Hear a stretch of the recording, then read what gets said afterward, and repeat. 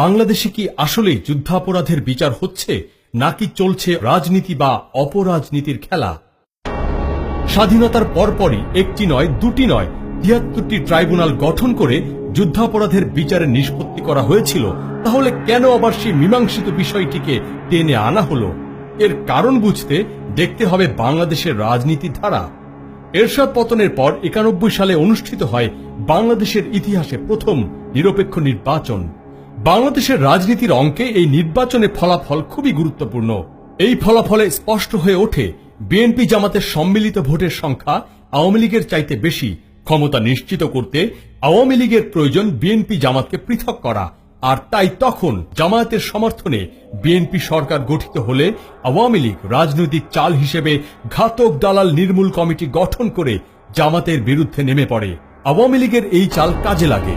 জামাত BNP থেকে সরে এসে আওয়ামী লীগের সাথে যোগ দেয় এবং এর সাথে সাথেই ঘাতক দালাল নির্মূল কমিটির আন্দোলন বন্ধ হয়ে যায়। রাজনীতির অঙ্ক মিলে যায় এবং ৯৬ এর নির্বাচনে আওয়ামী লীগ বিজয় লাভ করে। বিএনপি জামাতও এই হিসেবটা টের পায়। তারা জোটবদ্ধ হয় এবং ২০০১ এর নির্বাচনে বিপুল ভোটে বিজয়ী হয়। এরপর আবারও একই চাল চালে আওয়ামী লীগ, জেগে ওঠে হারিয়ে যাওয়া ঘাতক দালাল নির্মূল কমিটির আন্দোলন। এবার রাজাকার অথবা দালালের পরিবর্তে নতুন শব্দ উদ্ভব হয়, যুদ্ধাপরাধী। এই আন্দোলনের পাশাপাশি তারা বিএনপিকে বোঝায় স্বাধীনতার ঘোষকের দল রাজাকারদের সঙ্গ ত্যাগ করা দরকার। এরাই আবার জামাতকে বোঝায় একটি ন্যায়পরায়ণ দল হিসেবে দুর্নীতিবাজ তারেক জিয়া বা বিএনপির সাথে থাকা মোটেই উচিত নয়। শুরু হয় বিভক্তি সৃষ্টির খেলা। এ খেলায় সুফল না পেয়ে আওয়ামী লীগ ভারতের সাহায্য চায়। আন্তর্জাতিক ম্যাগাজিন দ্য ইকোনমিস্টের রিপোর্টে বলা হয়, এ সময় ভারত বস্তা ভর্তি টাকা নিয়ে আওয়ামী লীগকে সাহায্য করে। লগি বৈঠার তাণ্ডব, প্রকাশ্য রাজপথে হত্যা ও লাশের উপর নৃত্য করে ১৫ বছরের কষ্টার্জিত সফল কেয়ারটেকার সরকার ব্যবস্থার মূলে কুঠারাঘাত করে ক্ষমতায় আসে আওয়ামী লীগ। এবার শুরু হয় ভারতের খেলা। বাংলাদেশে দ্বন্দ্ব ও সংঘাত সৃষ্টি করে ভারত তার বহুদিনের চাওয়া পাওয়া পূরণ করতে মাঠে নেমে পড়ে। এদিকে নির্বাচনে জেতার পর শেখ হাসিনা বলেছিল, নির্বাচনে জয়ের মধ্য দিয়েই আমরা যুদ্ধাপরাধের বিচার করে ফেলেছি। কিন্তু ভারত তাকে আর পেছন ফিরতে দেয়নি।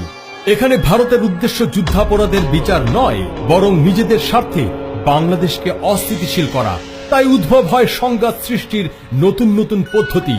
প্রাক্তন প্রধানমন্ত্রী খালেদা জিয়াকে বাড়ি থেকে বের করে দেয়া, বিডিআর বিদ্রোহ, শাহবাগ আন্দোলন, নবী রাসূল ও ধর্মকে নিয়ে কটূক্তি, হেফাজতের উত্থান, রামুতে বৌদ্ধ মন্দিরে আক্রমণ, হিন্দুদের উপর আক্রমণ, বিরোধী নেতাকর্মীদের গুম অথবা খুন করে বিকৃত লাশ প্রকাশ্যে ফেলে রাখা, ব্লগার হত্যা, মসজিদে মুয়াজ্জিন হত্যা, বিদেশি হত্যা।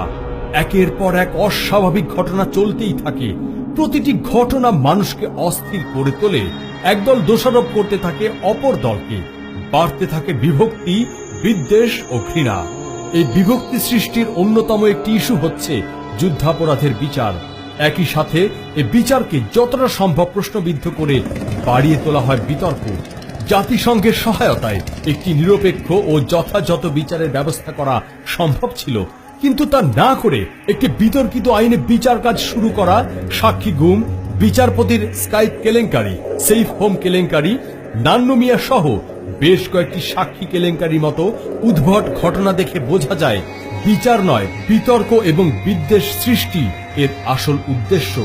এ ধারণা আরো বেড়ে যায় যখন দেখা যায় মীর কাসেম আলীর রায় নিয়ে অযথা দুই মন্ত্রীর সঙ্গে বিচারপতির তর্ক বেঁধে যায়, অথবা নিজামীর রায়ের আগে বিচারপতির সাথে প্রসিকিউটরের টেলিফোনে আলাপ ফাঁস হয়ে যায়।